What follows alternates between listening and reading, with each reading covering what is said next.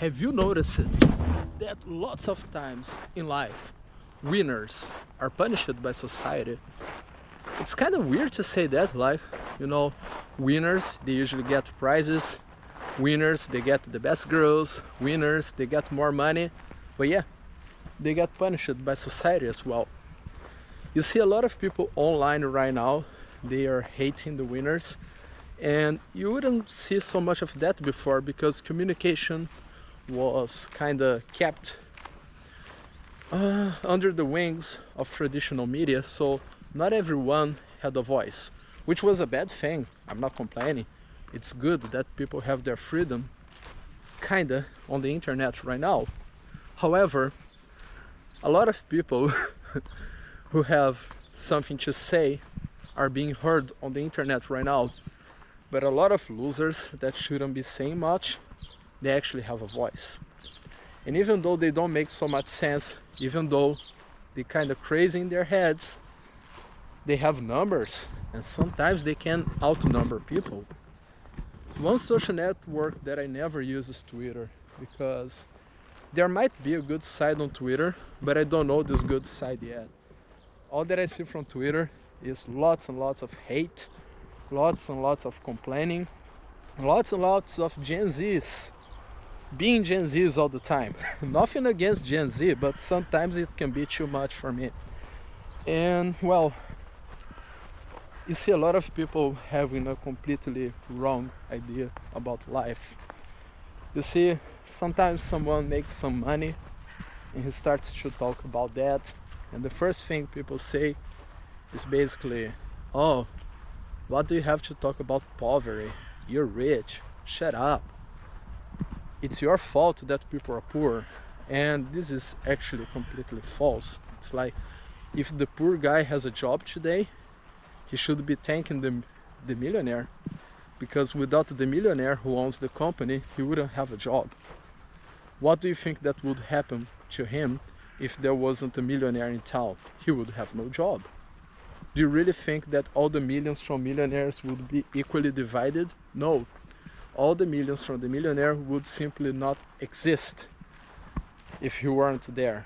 And you see this kind of people having a lot of voice nowadays, and they kind of try to punish you. It's kind of like, when you're broke, you can actually say something, but when you win, it's kind of like, do you think you're better than us? I have a friend who is like a very strong guy, ripped, goes to the gym a lot, he has good results, and once he said that when he was skinny as a teenager, he was always used to wear tank tops, and when he was a skinny boy wearing tank tops, nobody ever said anything. And once he became muscular, people started to say, oh, look at you showing off that you have muscles, look at you trying to flex all the time that you're ripped. And he has been wearing tank tops since he was a skinny teenager. But when he was not successful body-wise, nobody was bothered with him wearing tank tops. But once he got a good body, then people started to be bothered, envious, and they started complaining. So it's kind of like, if you just say, oh, I work as a cashier on McDonald's, it's okay, you're just mentioning your job. But when you say, I'm a business owner and I travel the world, oh, do you have to be like a dick like this? Do you have to rub it on people's face? And no, it's not rubbing on people's face, it's actually what I do.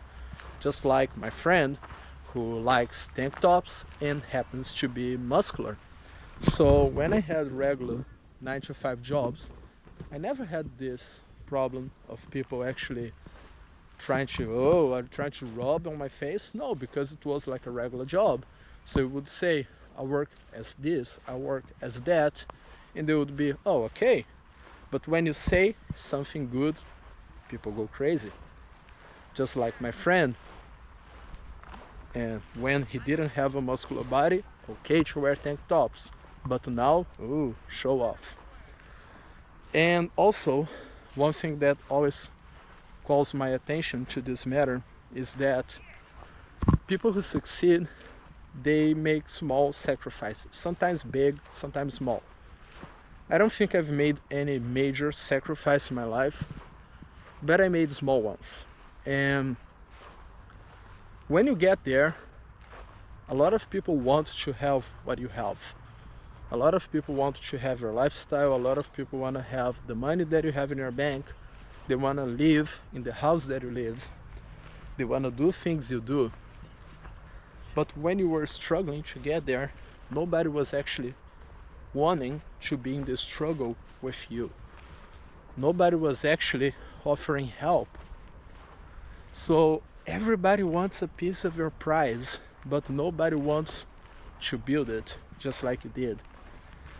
And I don't know in the other countries how it is, but also this has never happened to me, but it's kind of a common occurrence in Brazil that once you get some money, people sometimes might expect you to start handing out to your family, you know.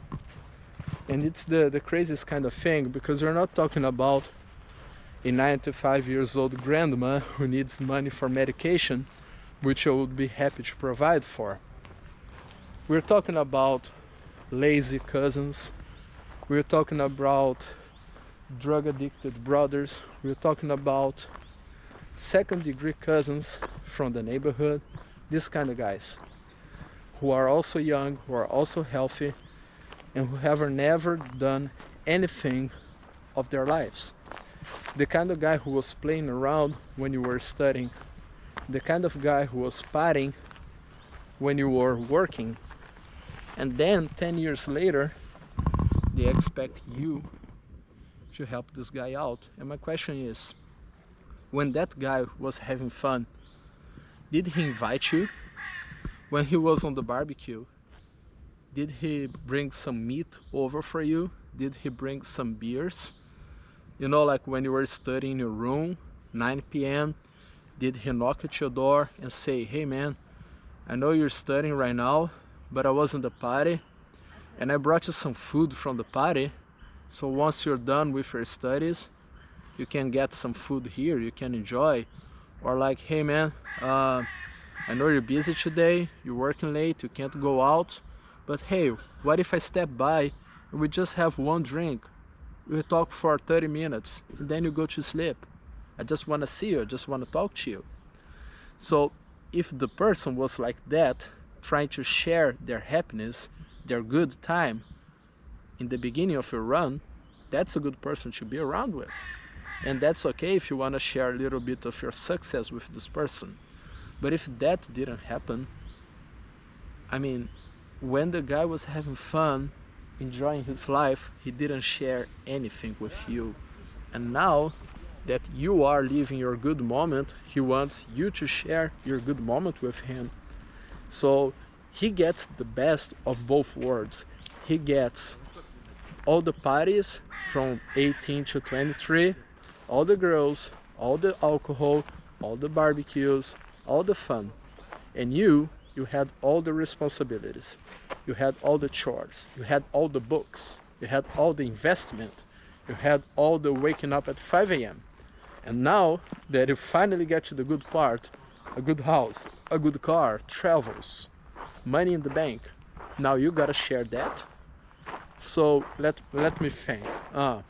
You're going to be the guy who works, studies, and needs to share his reward, his prize, while the other guy is going to be the guy who doesn't do anything, doesn't work, doesn't study, doesn't share, and now he gets to get 30% of my prize. Hell no, hell no, that should never happen. And if you don't pay attention to that, you're going to see that society kind of pushes you that way. It is different from charity, because, I don't know, charity, you're helping orphans, you're helping people who had their houses destroyed by hurricane. It's a whole different thing. It's not helping out your sick grandma, your sick grandpa, who have raised you. It's another different thing. What I'm talking about is sharing your stuff with lazy bums, with people who are jealous, with people who are envious. And that's crazy. You should never do that, to be honest. If you got there on your own, enjoy it on your own.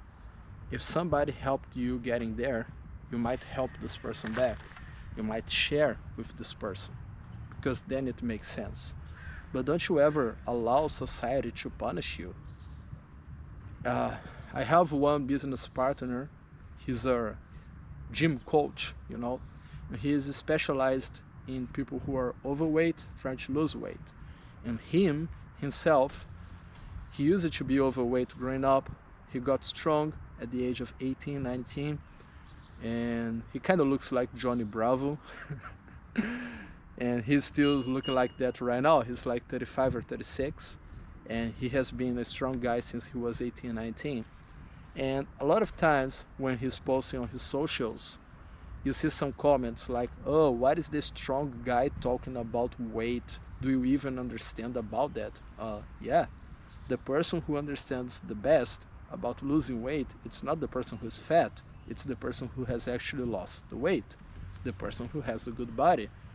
Because this idea of only fat people can talk about being fat, well, you can talk about the problems of being fat, but you can't talk about the solution of the problem, because you have never solved the problem. In Brazil, they have a very common belief that you should actually get politicians who are from the people, because they are the ones who are going to understand the struggles. I don't want somebody to have empathy. I don't want a president who understands the struggle. I need a president who is able to solve the struggle, and who is better to solve financial matters than someone who became a millionaire himself. That's the kind of guy you want. But society actually makes you create this identification myth that you should only vote for people your color, you should only vote for people who have your financial background, you should only, I don't know, be friends with people from a certain ideology. And that's actually the opposite. If you are overweight, you actually have to seek help from someone who's not. If you're poor, you have to connect to rich. And that's how it is. And that's not what you see on social media. Sometimes that's especially not what you see on Twitter. And stay away from that, because if you are a winner, congratulations, enjoy it. Don't let anyone say that you're less, that you shouldn't talk, that you're showing off. No, you're not showing off. You're just collecting and enjoying what you have built in your last years.